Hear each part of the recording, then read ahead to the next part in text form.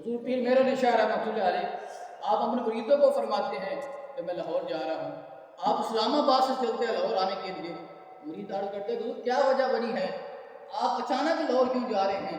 آپ فرماتے ہیں کہ میں اس عظیم عاشق رسول کی زیارت کرنے کے لیے جا رہا ہوں جس نے واقعی غلام رسول کا حق ادا کر دیا ہے.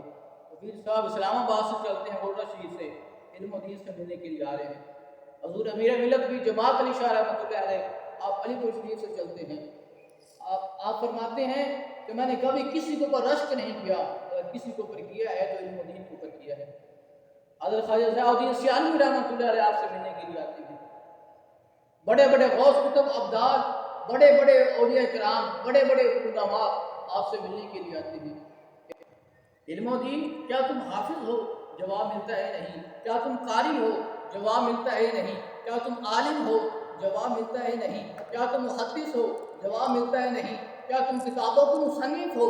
جواب ملتا ہے نہیں. تو پھر علم و دین تمہیں یہ عزت کیسے مل گئی, یہ مقام کیسے مل گیا؟ کہ پھر میرے نشاط میں ملنے کے لیے آتے ہیں, امیر ملت کی جماعت نشاط میں ملنے کے لیے آتے ہیں, خواجہ ضیاء الدین سیالوی رحمۃ اللہ علیہ تمہیں ملنے کے لیے آتے ہیں.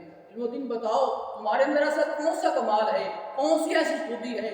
آپ فرماتے ہیں, علم و دین فرماتے ہیں کہ جب تک بکے نہ تھے کوئی پوچھتا نہیں تھا, جب تک بکے نہ تھے کوئی پوچھتا نہیں تھا, آپ نے ہمیں خرید کر انمول کر دیا.